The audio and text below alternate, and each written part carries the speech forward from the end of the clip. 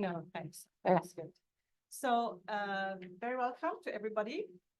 Today's quantum industry seminar is about commercialization and protection of intellectual property in connection with commercializing quantum.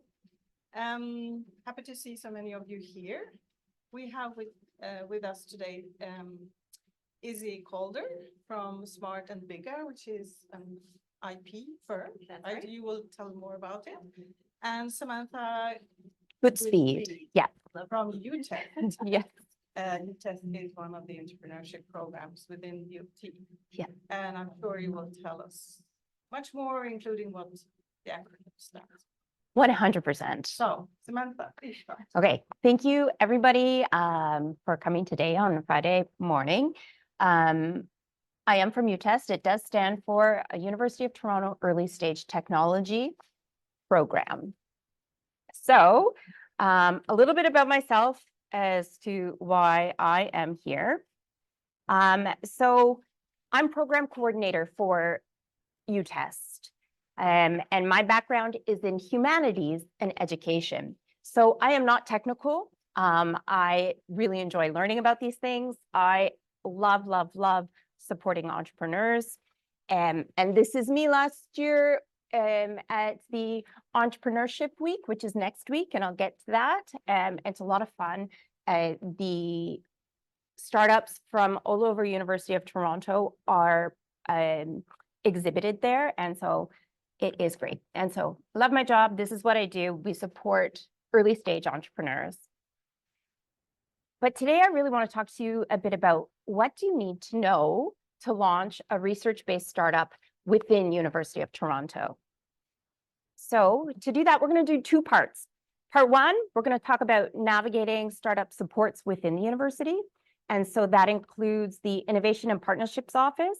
So my colleague, Donna Shukaris, is also here from IPO. And if you have any questions later that are very specific about the technology transfer process, she's amazing. The UTEST program, I'm going to go over that program and what we like to do with our startups and how we try to support startups from the ground up. And then, of course, there is a larger, more of a connective organization called University of Toronto Entrepreneurship. And then I'm going to explain a little bit about what they do. Second part, I'm going to do a little review of the market intelligence surrounding quantum technologies. This is going to be quite general. There is no one market for quantum, and we'll talk about some commercialization paths and supports there. So, startups at U of T. There's a few offices that you need to know. Is anybody familiar with the division of the Vice President, Research and Innovation? All right, this is an important division. They oversee a lot of what happens within University of Toronto, primarily because we are such a research-based institution. We're #1 in Canada, I think, for research. We're within the top 5 globally, I imagine, in some respects. And so within the VPRI, innovation falls in there. And innovation also means entrepreneurship, that falls within there. The VP herself, Leah Cowan, is an entrepreneur. She started Bright Angels Therapeutics, which I believe is an antifungal for very, very hard to treat fungal infections. Like a super fungus, like, you know, you have super bacteria, but these are medicines for hard to treat fungal infections, which really reminds me of The Last of Us, which I find very cool. And the Innovations and Partnerships Office is under the VPRI, as is UTEST. So what does the Innovations and Partnerships Office do? Because that's going to be your first stop on the way to commercializing research that has been done or inventions that has been done at the University of Toronto. They oversee the technology transfer process. Is anybody kind of familiar with what happens within that process a bit? Nope, that's fine, great. Okay, so the technology transfer process, basically, they do a lot of these things and even more. So connect industry with U of T researchers, manage inventions disclosure process. And because that's kind of highlighted in purple there, I'm going to be talking a little bit more about that. the facilitation of commercialization and entrepreneurship. So our group works in tandem with commercialization managers like Donna to facilitate that commercialization and move the technology into a company from the University of Toronto and find that best path and support everybody on that journey. So the IPO advises on the inventions policy at U of T. They manage the intellectual property portfolio and patent prosecution, which Izzy will talk a bit more on. They negotiate license agreements with interested companies. So if you are not interested in taking this technology as a startup per se, there's always options to get it commercialized with different paths. And then to determine intellectual property patent protection strategies. So is this worth having a patent? Is this trade secrets? Especially with things like algorithms, it gets kind of difficult. And this is another way to look at what they do. So this is the technology transfer life cycle. So it goes from research, invention disclosure, which we're going to talk about next. The assessment piece is important, IP protection, all the way around to revenue and reinvest. Entrepreneurship fits within this circle, but this one is specifically for, I think, licensing. But again, selecting a licensee can also mean the startup themselves. There's a lot of nuance to that, but we'll get to it. So the IPO helps with the technology transfer process. And the most important thing you need to know, the main thing, and it is mandatory, if you want to commercialize an invention at U of T, you have to disclose it. And so what it is a form, it's a confidential form. You name everybody on your team that has worked on this technology and their contributions, as well as their funding sources. Necessary first step. And why we have an inventions policy is to encourage creativity, encourage commercialization for the good of the public, get innovations that happen at the university out for the greater good, and then also the revenue sharing aspect. So if there is a wonderful invention and down the road it makes some money because it has been made at the university using university resources, people on salary, university students, that money has to be spread properly and put back into the university for some degrees. Now, if you want to commercialize an invention, I would highly recommend reviewing that policy because it talks about rights, ownership. There's a lot of nuance within there. And I think it is very important as somebody who's wants to take a technology out of the university to really have a good understanding of how that works in a legal frame as well, so that you know your rights, you know what the university expects, everybody's on the same page. Or just call our office. Oh, you could call our office too, but I think it's not a long document. It's pretty good. Then there's different paths. Mm-hmm. Create a company. Correct. Can get confusing. Yeah, like I said, there's a fair amount of nuance. It depends on your company, your technology, what team you are, and like, are you able to literally meet some milestones to commercialize this technology? Because it's not easy. It's quite complicated. This is why we have a team behind us to help with this. We work closely with you.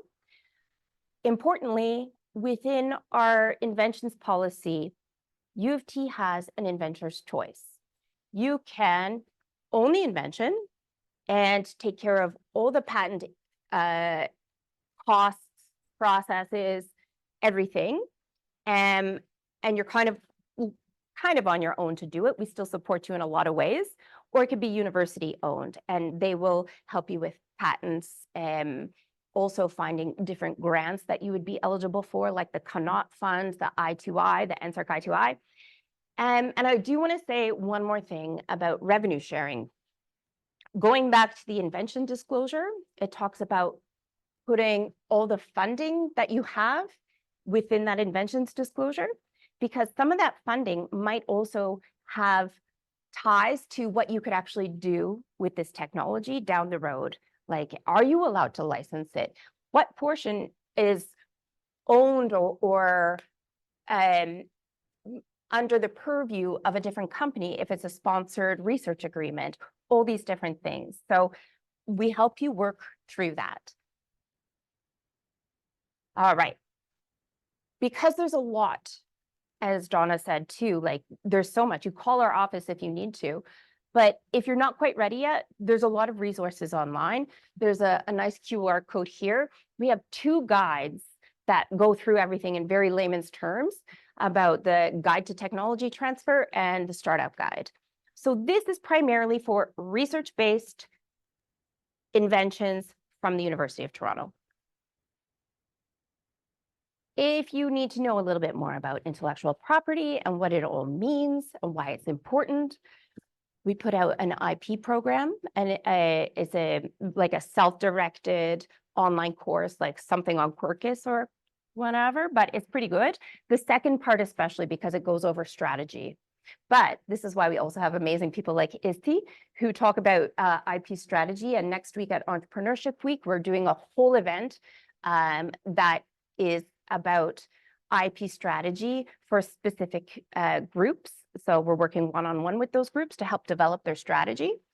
Because this is a pretty big investment of your time, investment of your money. We want to see you succeed. So you've disclosed an invention. You are starting to talk to the people at IPO. That's all great. Now, how do you really start your research-based company? Like this happy guy. That's where UTEST comes in. So this is the organization I work for, which is still under the same umbrella of VPRI. And I also mention that because it's a central service. We are a service to researchers who want to commercialize their invention. So we help research-based companies go from lab to market. We're with University of Toronto and Toronto Innovation Acceleration Partners, and I'll tell you a little bit more about that organization in a minute. I think we have a really good track record, to be quite honest.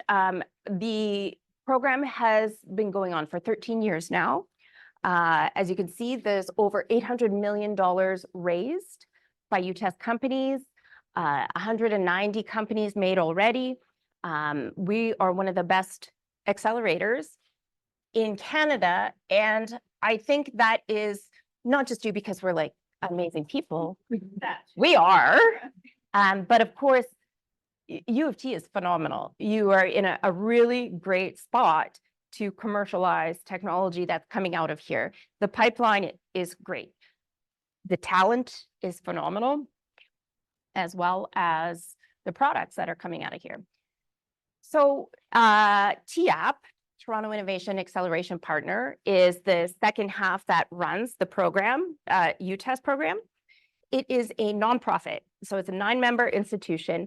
It does a lot of funding for commercialization. It used to be a bit more sector agnostic, but now it solely focuses on life sciences, which can also be applicable here because there's a lot of quantum technologies that are within life sciences now. And so they have funding of up to $750 grand, where it says CTI, that's the Critical Technologies Initiative, and that's a new initiative out of TAP. They've just also given a cash injection, same with OBIO, which is another commercialization entity, to fund startups. So there is a real push, especially this year, to start this Canadian innovation engine going. These are some of our notable alumni. We'll hear from Mattia from Quantum Bridge way down there. So they're a quantum key startup. And so one of the things that I didn't mention at first, which is really important, I take for granted all the time, is that UTEST is sector agnostic. So we help ICT startups, life science startups, entertainment startups, all of the above. If it is made at U of T and is based on U of T research, we're here for you. So what do we do? So the majority of the folks who come in through our program are researchers, postdocs, graduate students, some PIs. And they require business education. So you get an intensive business education over the summer months, and that's provided by Mars. It is an experiential learning piece as well as is intensive, because you're going to be working on things like your business model, of finances, understanding markets, value proposition, all the stuff, everything. I was trying to think market intelligence. So that's a lot. It's like drinking from a fire hose while you're also trying to create a company and getting that technology out of the university, and also while you're trying to build on that technology, because often the people who come into our program are at a technology readiness level about 4, majority. Sometimes the people are higher. So there's a lot going on. And so we also offer one-on-one mentoring. These 2 gentlemen are my co-directors, Curtis Sissons, who started the program 13 years ago, and Hassan Jaffrey, who is with TIAP. Hassan just had his research-based startup acquired. So he spun out of York University. And between those 2, they have about 30 years of technology transfer experience. And so that's a lot of companies, a lot of experience. And we also provide corporate and legal services as well. Our main sponsor for this is Fasken, and that's Laura Fetter up here, but we also work with Smart and Biggar for various events as well. And so that's really important. So once as a company you're ready to incorporate, we can help you with those things. And we could also help you understand the road up to incorporation and what you need and how to set up your cap table, which is capitalization table, and split equity properly and all of that, so that you don't shoot yourself in the foot right out of the gate. Fun enough too, just last year, we moved into a new building right at the corner of Queen's Park. This is the Schwartz-Reisman Innovation Campus, and we're on the 6th floor. We have 5 closed-door offices, and we also have a shared workspace. We have a really great community of entrepreneurs who are there, who've gone through the UTEST program probably about a few years ago. And so they are on their way to scaling. Within the Schwartz-Reisman Innovation Campus as well, there is a other working hub called the On-Ramp, and that's more for hoteling for earlier stage companies. And within our incubation space as well, which is really fun, we have a prototyping lab. We also offer specialized advisory groups and more. So one year we had a whole bunch of medical device companies within our cohort, and we were able to put on this really great, almost like a speed dating program to find C-level suites executives to help bring that technology out. Because it may be that while you're working crazy, crazy, crazy hard to get this technology out, you may not be the best fit for CEO. You may be the best fit for CTO or another position. So, and sometimes you need, it takes a village. You need people who have experience and a big network to succeed. And there's a lot of ways to get there. We also collaborate with Rotman with their MBA venture capital course. So we select certain startups that will go meet with the MBA candidates, the group, and they will develop their go-to-market strategy and financial projections for them, which is a great help and a different perspective. The Vector Institute as well. Does anybody work with Vector right now? So we have partnered with them. We have a nice a pipeline to their DARMOD program, which has to deal with machine learning. So taking machine learning processes and ameliorating them. In a nutshell, this is our program. So our goal is to take an early stage company and get them on the path to investment ready.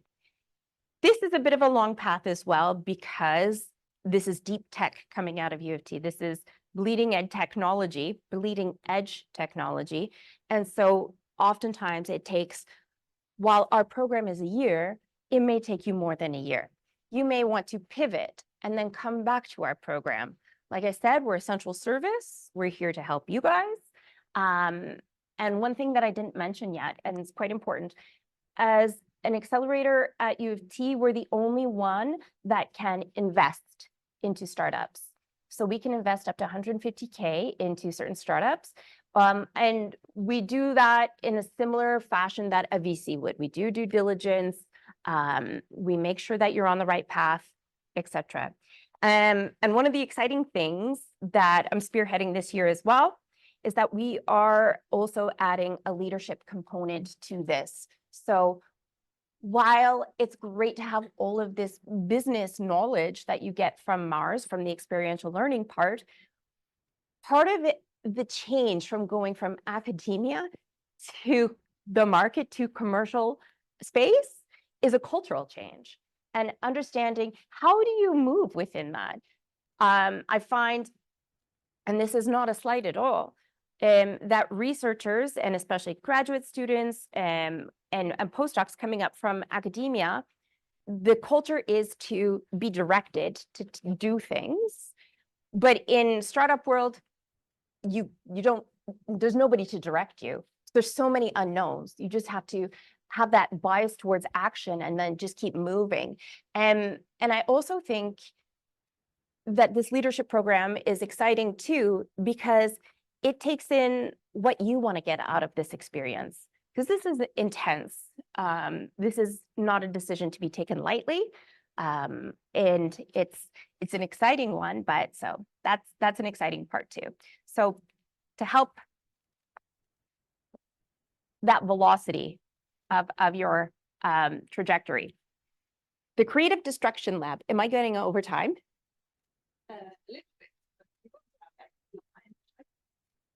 Okay, I'll be super fast. Oh, really? Okay. Well, we'll have questions at the end, I guess. So Creative Destruction Lab. I think Tim was mentioning before. Is it Tim? Tom, I'm so sorry. Tom was mentioning before that his company has gone through CDL, and CDL has a quantum session in Toronto. CDL is worldwide now. People often ask, so what's the difference between UTEST and... So we're both out of the University of Toronto. I think CDL has kind of separated itself a little bit from the Rotman School of Business. We work with early stage companies. CDL, their tagline is build something massive. So they want to scale companies and get that 10x return from the investment that's coming in. They've got a really interesting model. It's like an elimination model. So you go to CDL, you present what you have, and if a mentor of all these well-known people doesn't pick you, you're out, which doesn't mean that your company won't succeed. It just means you're not ready for CDL at that time. But a lot of the companies that UT spins out through UTEST eventually go on to CDL and find it a really good experience. Again, central service, we're probably not going to kick you out unless it's like really something crazy. I mean, I've never seen it before. All in all, we try to keep on with this culture of excellence that U of T has. We're in a place where there's so many researchers that are rock stars. And again, we want to make sure that that is not lost and that is able to get out into the public sphere. And the majority of the time when I asked researchers, why do this? Why do this path? It's because they want to make an impact and we want to be there to support them. So we have a huge community of accelerators to support you as well. These are all through U of T. They all center on different things. Again, UTEST is the only research-based one. The Health Innovation Hub might be one that would be interesting to you if you were in the health space. It's a very good accelerator as well. Next week is Entrepreneurship Week. Check it out. We've got some great events there, especially on the 6th, which is the True Blue event and the Desjardins pitch competition. I think like 6, 7 out of 10 of those companies are UTEST companies that are in the pitch competition. So it's worthwhile if you're thinking about it if you've never been before. I started, Sorry, I forgot to warn you, it's going to be loud. I wanted to do a little vignette or case study about one quantum startup that has come through. But in terms of getting started, I thought that this is Mattia from Quantum Bridge, about how he got started with his startup. And I think his advice is really interesting and his story. So worth a listen. I started as a postdoc at the University of Toronto. And I was working with Oi Kwong on some protocol for quantum secure communication.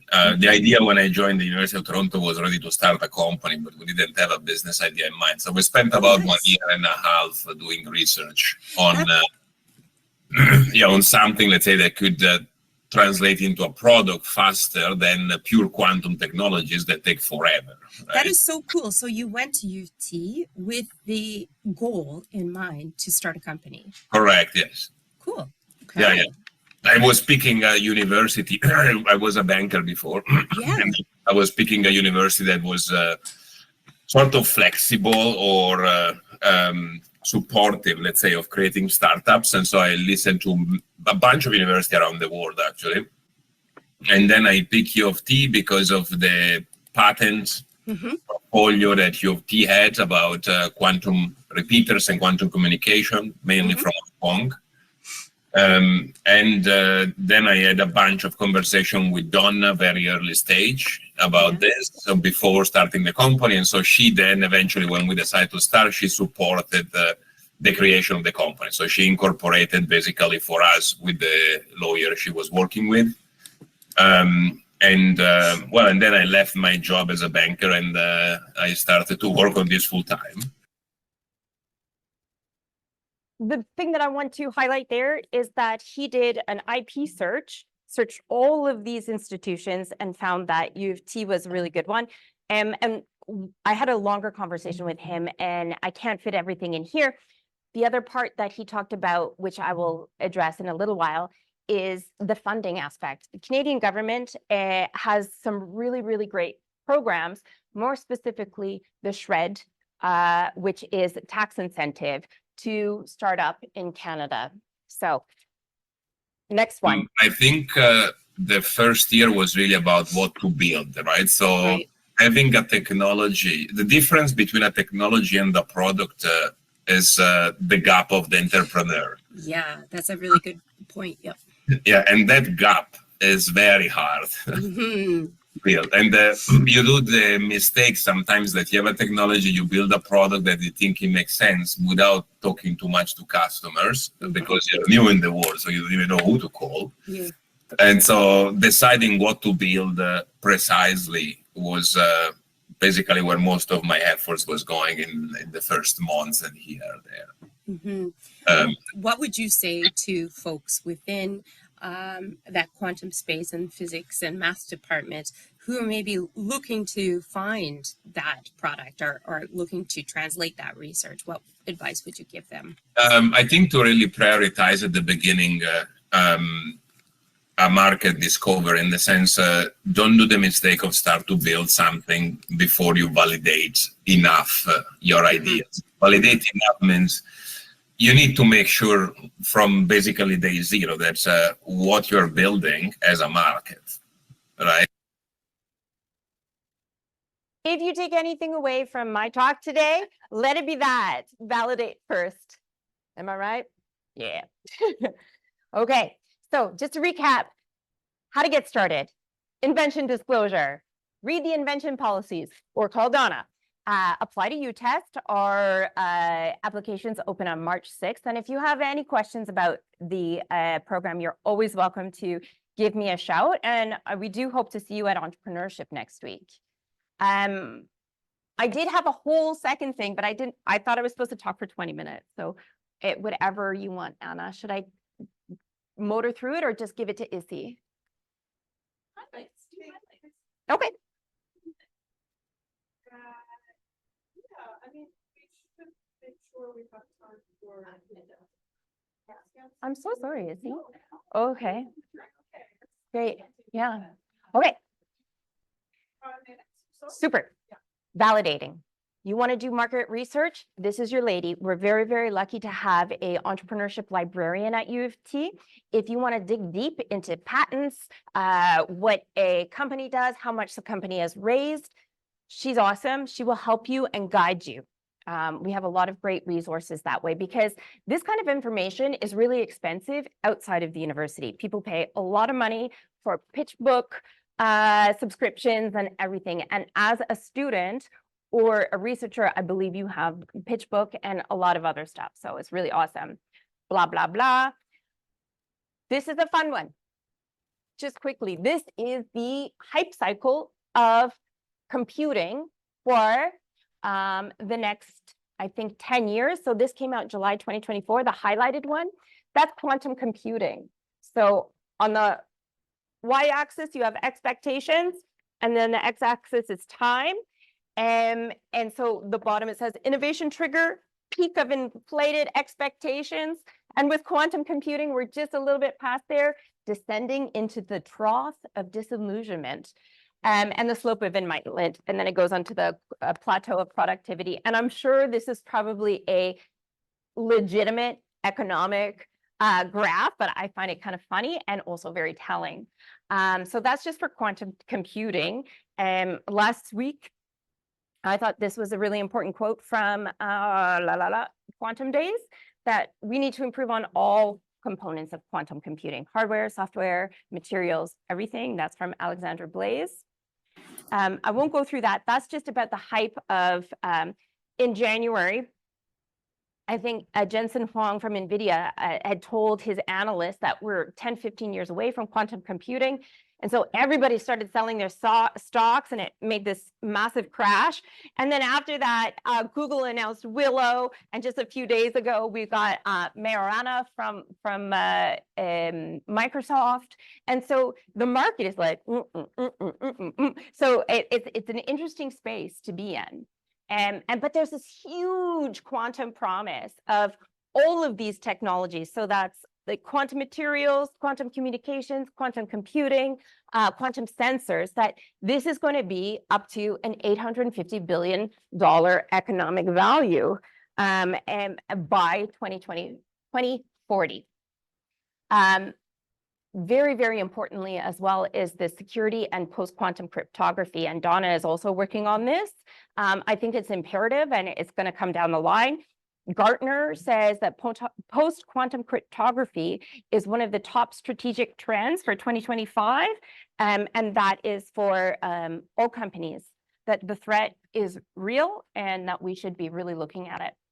And so you'll see here too in this graph, a secure pillar for securing communications.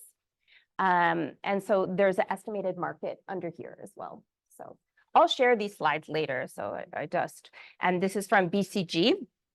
I think most of these are from 2024. But as we saw just in January and this month, the technology is moving really fast. The market is all over the place. It's not a mature market yet. I mentioned rock stars at U of T. So I'm sure you're familiar with most of these researchers, but Professor Li Qian is one of the 16 researchers who's received some NSERC and UK funding for quantum communications. And there's 16 others in other different areas. It's interesting as well. And one of our founders also found U of T. He came to U of T from the United States because of the interdisciplinary nature of the technology advancement, which is fun. This is quantum materials, which I just put as an example, the quantum dot technologies and the spaces where it will be transformative. This is for all quantum, as very many different quantum technologies, is that it's going to transform every single aspect of every single field. So you can see here, quantum dots, just energy, healthcare, electronics, oil and gas, which is exciting. And of course, these are all interrelated. So quantum sensors are kind of the first more very difficult quantum technologies to reach market. So there is uptake for quantum sensors already. And they're very, very promising. And these are some of the applications and fields. And I'm not digging into deep, again, I'm a humanities major. If you want to dig deep, call Carrie and do some patent searches. This is exciting time. And as Matthias said, it took him a year to find that product market fit, to take that technology and make it a product. Why quantum sensors? Higher precision, enhanced access to places where people normally couldn't go. So like underground, very good for defense, etc., all the things. And so these are the properties, as you probably know much better than I do, that the sensors can measure. Funding, really important.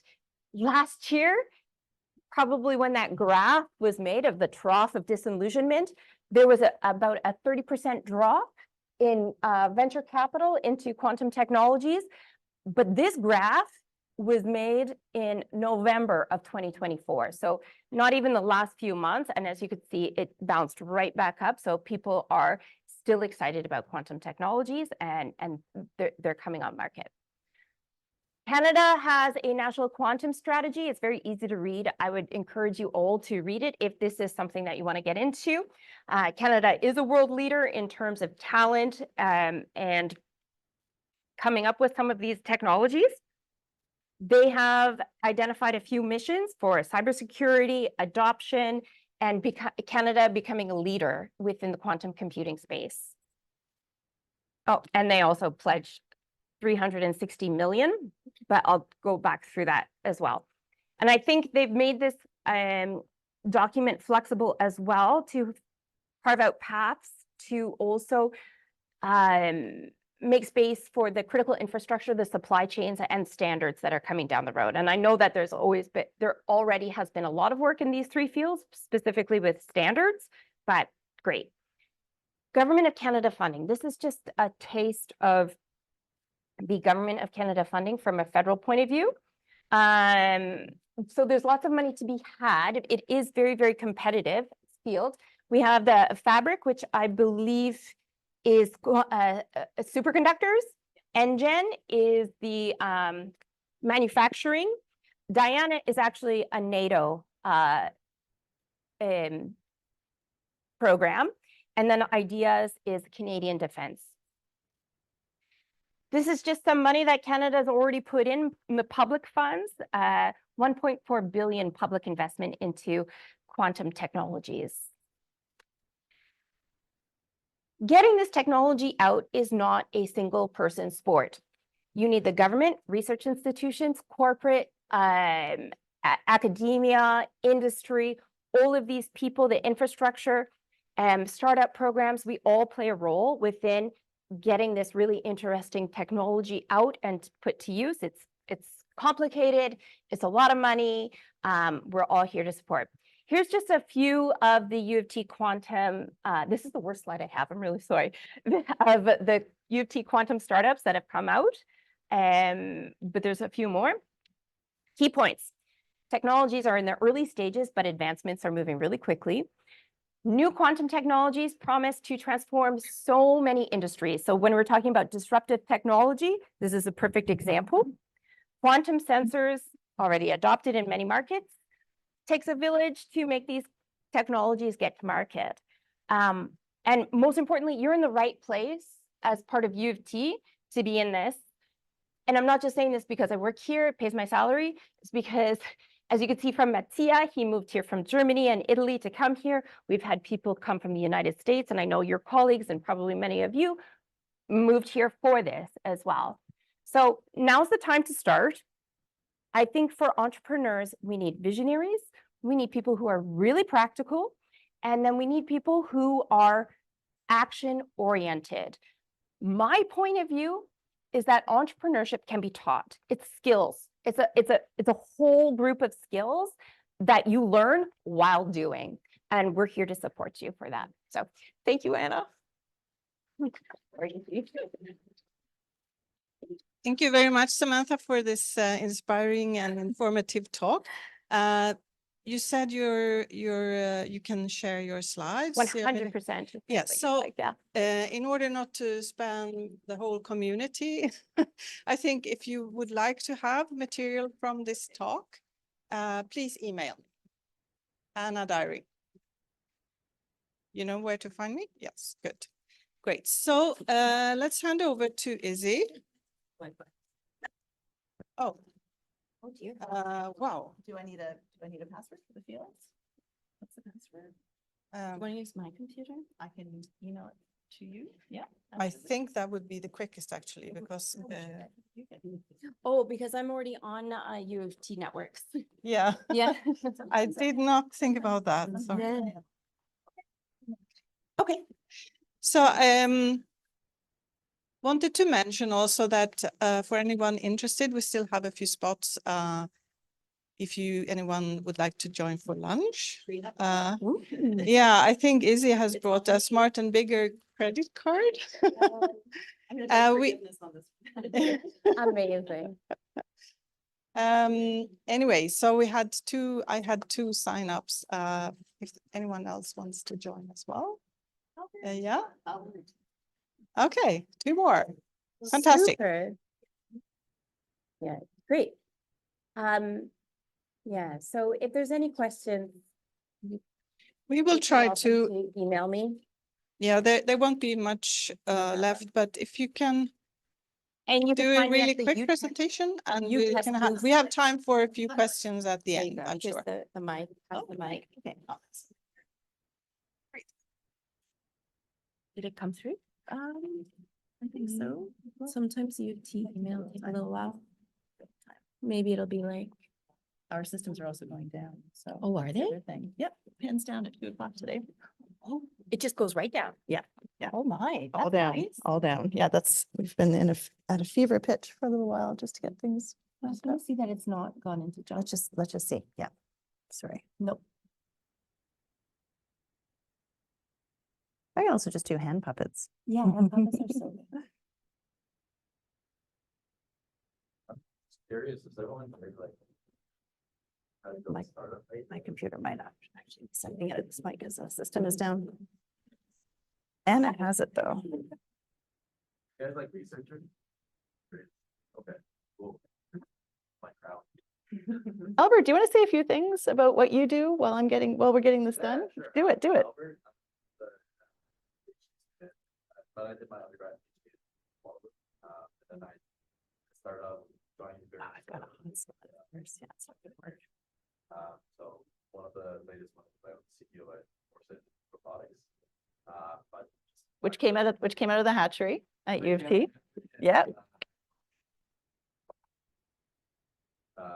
With the, this is why, like, I really like the, Yay. and then, now I just jumped up to the investor side. Why I think, like, I like the tech stuff. don't I want, sent like, you a version of the slides of yesterday or last night when they were ready. So you do have them in your email as well. It's just, I'm just hotspotting here. Sorry. I thought this was all going to be. Oh, okay. Just our firm is merging into Smart and Bigger, so all our systems are down and there's just all sorts of different things happening, but it's okay. No, No? Okay, unless you sent them in a link. right. Oh, my goodness. Well, I can just do verbal too. So, yeah, see? It's okay. I was, Oh, la la. okay, that's really helpful. Thank you. Okay, so tell me the password. I can, Capital I, capital L. okay. I love math.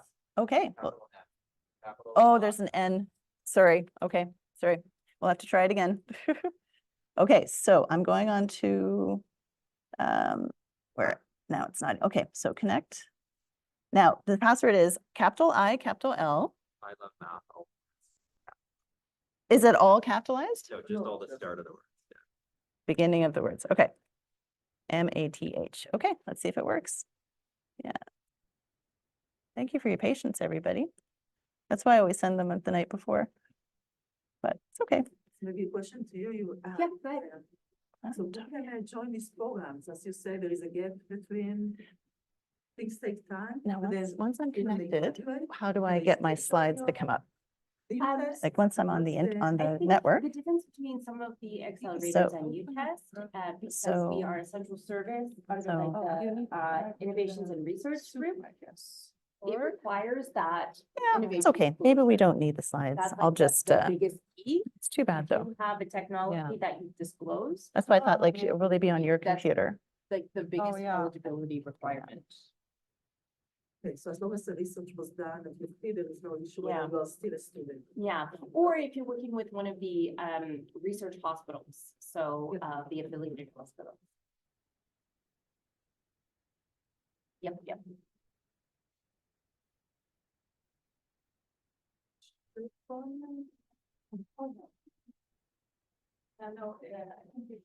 But it is the Zoom, right? You need to connect to the Zoom.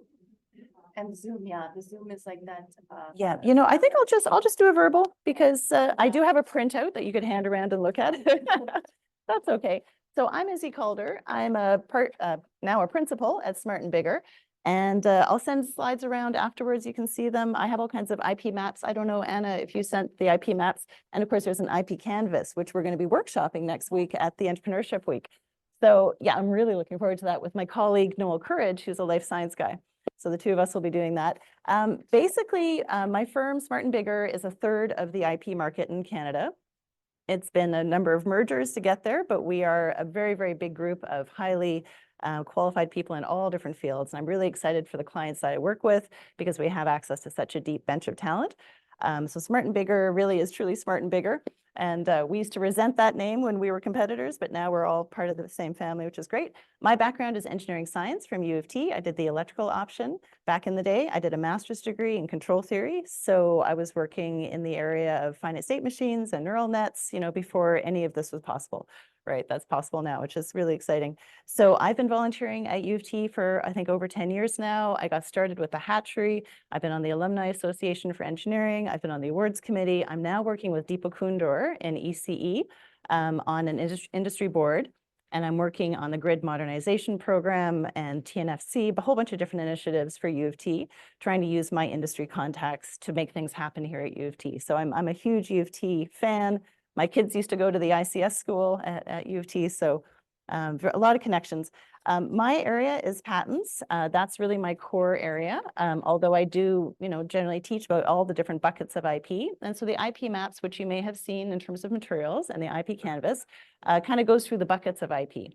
And basically, there's patents, there's trademarks, there's copyright, there's industrial design, and trade secrets. So those are kind of the buckets. When it comes to the work that you're doing, you know, there's a focus on patents, and there is a slide in my IP maps which talks specifically about quantum and what can be patentable in quantum. So I think, you know, given I have just a few minutes, I will kind of jump to that. Basically, you know, looking at Canada, US, and Europe, there are all different kinds of requirements. So it's nice to sort of try to make the work as technical as possible. And so for Canada, you're looking for basically some sort of practical application. So, you know, the theory and all the different systems that you're working on, different quantum technologies, if you can make it have a practical application of some sort, that will be considered patentable in Canada. In the US, there was a big thing that happened 10 years ago called Alice. It was a US Supreme Court decision. And back in the day, 10 years ago, patent lawyers were panicking. I went to conferences and we had shirts that said, "I survived Alice," and buttons that said, "I survived Alice," because Alice said software is too abstract to be patentable. So we had a situation where encryption software was not considered patentable. So all these patents that are out there were invalid. And so it was a huge crisis for the bar. 10 years later, you know, the pendulum has swung back. And so now we're looking at a lot of patentability for software, of course. You know, AI, you know, there's a ton of software patents for foundational AI, and the same is happening for quantum. What is very interesting with quantum in terms of innovation is the interface between classical computers and quantum computers. And so that's an area that I personally have seen a lot of work done on clients I work with in terms of capturing inventions at that level, the interface there. So when you're thinking about patents, that's the thing to keep in mind. When you're looking at Europe, there's such a thing as technical character. But all of these tests, practical application, technical character, all of it really means is what you've created technical? And is it making, for example, a computer work better? Or is there an efficiency or a scale opportunity or something like that that is technical being enabled by the technology that you've created? And essentially, there are other aspects, there are other IP buckets that are applicable to software or to quantum technologies. Copyright is a really important one to think about. It's more on the contractual level. It's, it's sort of a thinner type of protection. When you're looking at patents, you're looking at the functionality of something. When you're looking at copyright, you're looking at preventing somebody from copying. And so that's a very different way to see it. There are other aspects with respect to trade secrets. And in the IP maps, there's a really lovely flow chart. A client of mine, 8 years ago asked for this. He said, look, we have a certain budget for IP every year. We can't just patent. We want to keep some things trade secret. So what kind of decision process do we go through to figure out, what do we keep trade secret? What do we patent? And this is often a discussion we have with clients. They'll come in with something, we have to say, okay, well, this feature looks patentable. This feature looks patentable. We do some patent searching, such as your colleague does, to figure out exactly what might be the most promising. But then there's some processes and other things that are really quite conducive to trade secret protection. So that flowchart in a nutshell means what are the chances you're going to get a patent on this and how useful is it to your business and how likely are you to keep it secret, like really keep it secret, given that employees come and go and all of that. And so, that is a discussion we always have with clients. And it usually turns out to be, well, if we patent something, it gets published. So anything you put in a patent application 18 months after filing is out there. So that causes some people pause, right? I mean, academics are always very used to publishing and we have to calm them down on that sometimes, get our application filed before they publish. That's really important. But you do really need to be mindful of patenting. Yes, you're constructing a fence to go out there and to keep competitors from coming into your fence. You might license them entry into the fence. That's what you're building. But the quid pro quo is that you are providing an enabling disclosure of how the thing works. Somebody skilled in the art could look at your cookbook and make what you've made. So that's a huge thing. And that's where and I think that's a really a big takeaway from this, just to say, okay, are we going to just rush in and patent everything? No, let's take a step back and say, do we need to? Does it make sense to? Maybe we take this piece of it and keep that as a trade secret, get the documentation you need, get the encryption methods you need, have the agreements, the legal agreements necessary to really support those trade secrets. So that would be the big takeaway, I would say. In terms of common pitfalls, I'll just go through them quickly. So 5 common pitfalls. Did we really disclose the invention? So this happens all the time. Our clients are often going off to IEEE, or they're staying in because they're virtual, IEEE standards meetings, for example. We're in the midst of filing 2 rush applications in another week because a whole bunch of important stuff is being negotiated at a standards meeting. And so we try to get ahead of that disclosure, file the applications, but you need to be really mindful of what you're telling people and who you're telling things to. And so that's a big pitfall. Just be aware of what you are building. Keep an eye on it. I have, much like UTEST has, an invention disclosure form, which allows people to document, what's the title of this? What is the invention? Who are the people involved? Very important to get the right the inventors named. So we were very careful with that. And then get a sense, what kind of disclosure is coming up for this? Be really mindful of disclosure and get ahead of that, maybe with the patent filing, if it makes sense.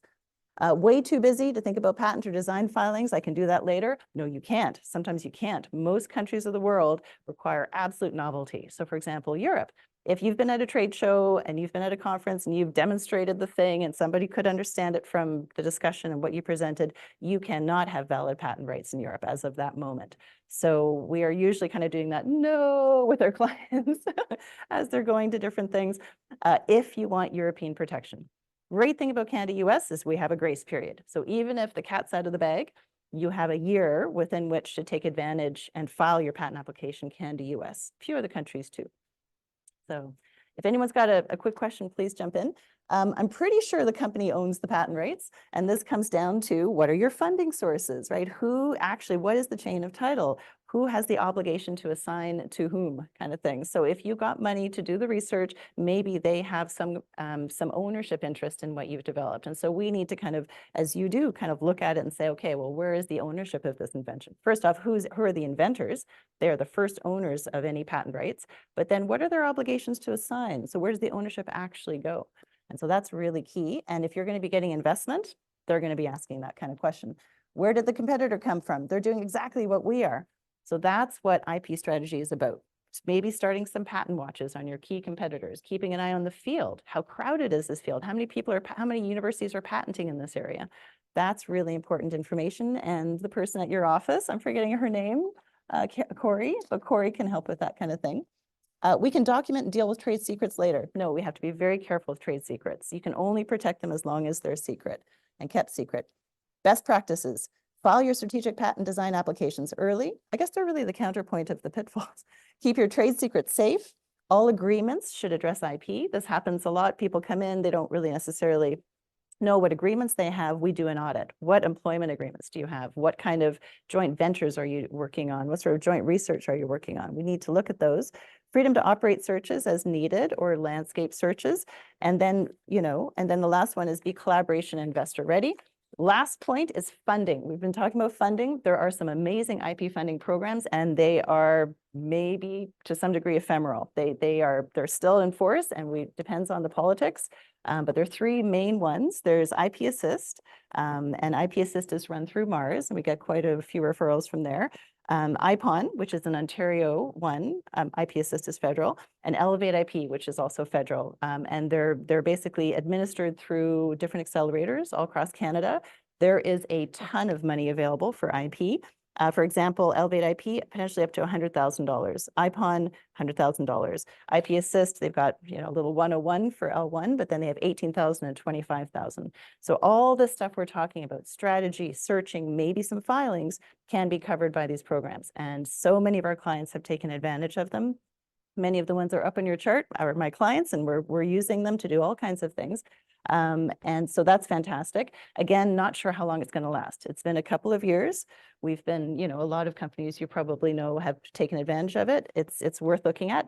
Couple last things. Innovation Asset Collective is a clean tech sort of climate one. Trade Commissioner Service that can export for companies expanding into foreign markets, and BDC, of course. So these are there is a lot of resource. If you have any questions, talk to me. I'm happy to connect you with any information I have. And that's it. Thank you. Thank you. Thank you very much to both of you. And please let me know if you would like to have the slides, some extra material, I think, from Izzy. I'm sorry about the slides not working today for Izzy. Yeah. If you can stay, and if you have questions, I think we can do a few questions now. Wait for the mic.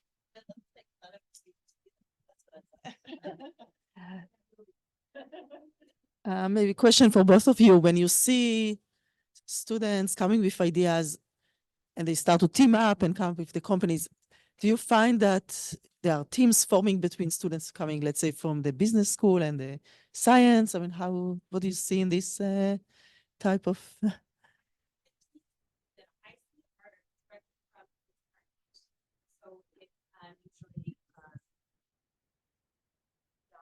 Postdocs, graduate students who literally work on that technology.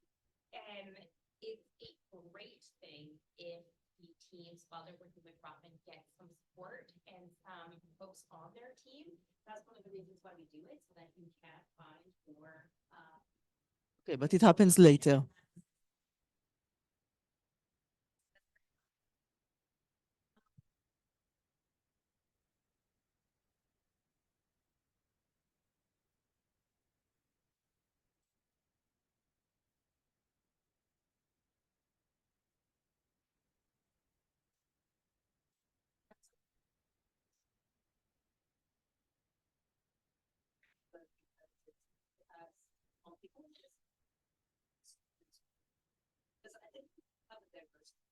But also, even in quantum, you may need a department of computer science, a student from science. So there's different skills, like everything is merging.